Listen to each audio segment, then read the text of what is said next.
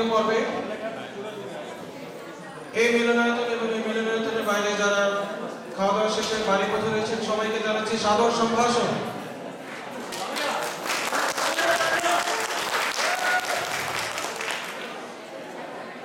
কিছুক্ষণের মধ্যেই BSL committee member এবং অন্যান্য যারা মেম্বার আছেন তাদের নিয়ে একটি নাটক চিত্রায়িত হবে। নাটকটির নাম ফেসবুক মাতণ্ড। তাদের জ্ঞাতার্থে বলছি যারা মাতণ্ড শব্দের অর্থ জানেন না। মাতণ্ড শব্দের অর্থ হাউকাউ বা মাতামাতি। শুরুতে এই নাটকের একটি ডিসক্লেইমার আছে, এটি একটু গুরুত্বপূর্ণ অংশ নাটকে। আশা করি আপনারা এই ডিসক্লেমারকে মনোযোগ দিয়ে শুনবেন। নাটকের এই চরিত্রগুলো এবং ধারণাগুলো একান্তই অলস মস্তিষ্ক প্রসূত কাল্পনিক চিন্তা মাত্র। এর সাথে জীবিত বা মৃত কোনো কিছুর কাকতালীয় সাদৃশ্য খুঁজে নেয়া দর্শকের নিজস্ব সৃজনশীলতার ব্যাপক অপব্যয় বলে গণ্য হবে। আমি শুরুতে আপনাদেরকে নাটকের পটভূমি সম্বন্ধে কিছু ধারণা দিতে চাই। এই নাটক বাংলাদেশ থেকে ইউবিসিতে নতুন আসা স্টুডেন্ট সাগরকে ঘিরে, যে আপনাদের সামনে এখন মূর্তিমান বসে আছে। সে বর্তমানে ইউবিসির ভিলেজে অবস্থান করছে। নাটকের পটভূমি ভার্চুয়ালি আপনারা এভাবে চিন্তা করে নেন। সে কিভাবে ইউবিসিতে আসার পর ফেসবুক সংক্রান্ত বিড়ম্বনার শিকার হয় সেটাই এই নাটকের উপজীব্য।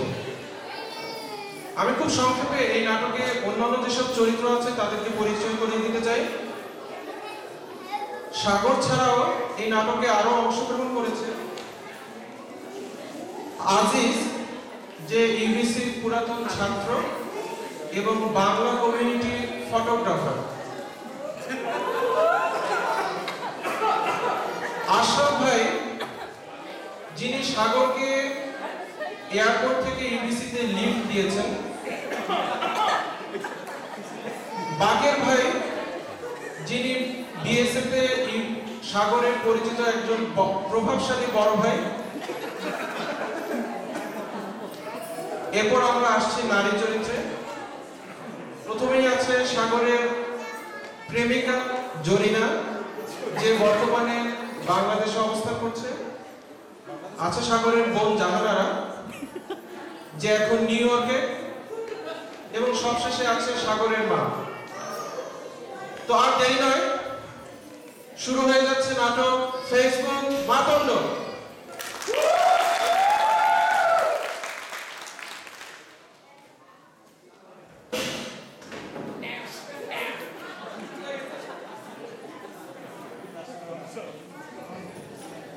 হ্যালো, হ্যাঁ জি আপা, এই তো ভালো আছি। না, বাংলাদেশের যে খুব বেশি ঠান্ডা না, এই তো একটু বেশি ঠান্ডা। আমি এখন একটা ভিলেজে ওই বাকির ভাই নামে এক সিনিয়রের সাথে দেখা করবো, তো তাই বসে আছি। ওর সাথে দেখা করে তারপরে আচ্ছা আপা রাখি, পরে কথা বলবো তাহলে আপা।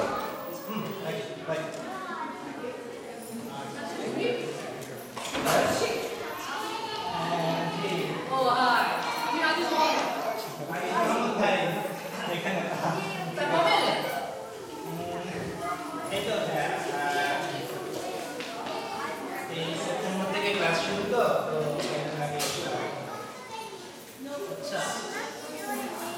আমি নতুন আসছি, এটা আপনি ভেবে কিভাবে দিলেন?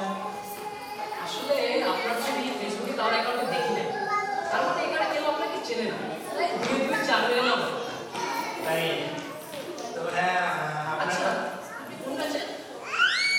আমি 03 রিসেন্টলি পাস করলাম। তাহলে তুমি আমার অনেক জুনিয়র। তাই নাকি ভাইয়া? আপনি কোন ব্যাচে ভাইয়া? আমি 0 ব্যাচে। আচ্ছা ঠিক আছে ভাইয়া। আপনার কথা শুনে মনে হচ্ছে যে এখানকার সবাই খুব বেশি ফেসবুক ইউজ করে। আসলে তোমার কথা শুনে বোঝা যায় তুমি নতুন এসেছো। শোনো, এটা তো বাংলাদেশ না, থেকে বাড়ি বাড়ি গিয়ে খবর রাখা সম্ভব।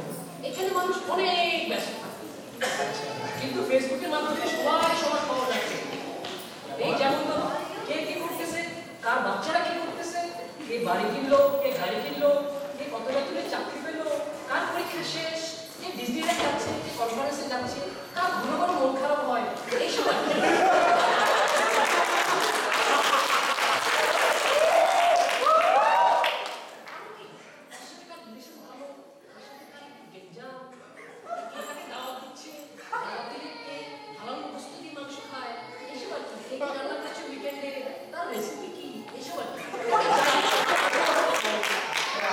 তাহলে তো মনে হচ্ছে ফেসবুক অ্যাকাউন্টে খুব তাড়াতাড়ি খুলে ফেলতে হয়।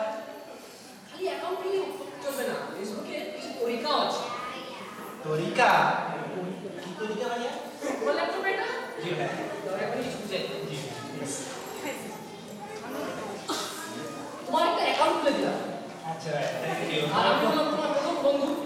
আমার স্ট্যাটাসে বলে দেবো তুমি আমার বন্ধু, একবার নতুন এসেছো। তাহলেই হবে। আর একটা ছবি তুলে দিও। হয় তো? ঠিক আছে। ভাইয়া আপনি কি সাথে সবসময় ক্যামেরা নিয়ে ঘোরেন? অবশ্যই। ক্যামেরা মানে তো পাওয়া। বাবা, আসলে কি জানো? যার সাথে আমার কমিউনিকেশন, তার ভালো ভালো ছবি তুলে দিই। সে খুশি হয়, আমাকে অনেক পার্টিতে দাওয়াত দেয়। আর যার সাথে আমি বিরক্ত হই, তার ভেটকি মারা ছবি ট্যাগ করে দিই। পলিটিক্স আছে, আস্তে আস্তে বুঝবা। কিন্তু তুমি আমার ব্ল্যাক লিস্টের হও নাই। তোমার একটা জেনুইন ছবি তুলে দিই। হ্যাঁ থ্যাংক ইউ ভাইয়া। তো ঠিক আছে ভাইয়া, এখন থেকে যাদের সাথে সাথে দেখা হবে সবাইকে ফ্রেন্ড রিকোয়েস্ট পাঠিয়ে দিব। এখানে যে সবাই ভুলটা করে। শোনো, social networking rule number 1, friendship request পাঠাবা ধাপে ধাপে, স্টেজে স্টেজে। ধাপে ধাপে? কথাটা তো বুঝলো না ভাইয়া। তোমাকে একটু বুঝাই বলি, শুনো। এই ধরো প্রথম ধাপে শুধু ফ্রেন্ডশিপ রিকোয়েস্ট পাঠাবা ব্যাচেলর ছেলেদের আর বিবাহিত ছেলেদের। তারা তো তোমাকে চেনে না, কিন্তু তারা যখন দেখবে তুমি আমার বন্ধু, তখন তারা তোমাকে অ্যাকসেপ্ট করে নেবে।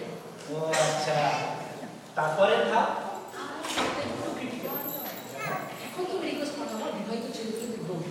তারা যখন দেখবে তুমি জামাইয়ের বন্ধু, তারাও তোমাকে অ্যাকসেপ্ট করে নেবে। তো তাতে লাভ কি হবে ভাইয়া? ফাইনাল স্টেজে এইবার তুমি রিকোয়েস্ট পাঠাবা অবিবাহিত মেয়েদের। তোমার সাথে তাদের অনেক নন ফ্রেন্ড, স্পেশালি ভালো তোমার ফ্রেন্ড, তারাও তোমাকে অ্যাকসেপ্ট করে নেবে। বুঝতে পারছো? ডাক্তার ভাইয়া মনে হচ্ছে অনেক কমপ্লিকেটেড প্রসিডিউর। কোনো কমপ্লিকেটেড কিছু না। এই ধরো তোমার প্রথম স্টেজের কিছু কাজ আমি করে দিচ্ছি। তোমার ফার্স্ট স্টেজের রিকোয়েস্ট আমি পাঠিয়ে দিলাম। থ্যাংক ইউ ভাইয়া। তাহলে আজকে দেখো তার সুন্দরের ফংশনে যাবো, তাই মানে না ভাইয়া, মানে ওই আমার দেশে একজনের সাথে রিলেশন আছে তো, আর তাছাড়া এসব অবিবাহিত মেয়েদের প্রতি ভাই আমার সেরকম আগ্রহ নাই। আগে বলা কি? তারপর শোনো, ফেসবুকটা বড় ব্যাপার, সামাজিকতার জন্য দাওয়াত দেওয়া হয়, কে বললো না জায়গাটিক ব্যাপার। ঠিক আছে, তাহলে থাকো, তুমি যাই। আচ্ছা ঠিক আছে ভাই, অনেক উপকার করবেন। কোনো উপকার না, খালি আমার আপলোডের ছবিতে একটু লাইক দিবা। ঠিক কিন্তু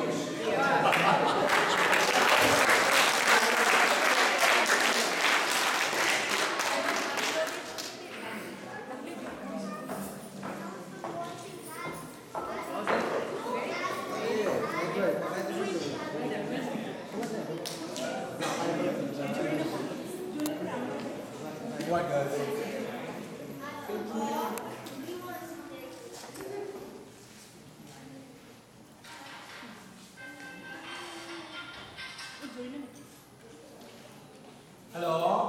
এই, এসব কি দেখতেছি?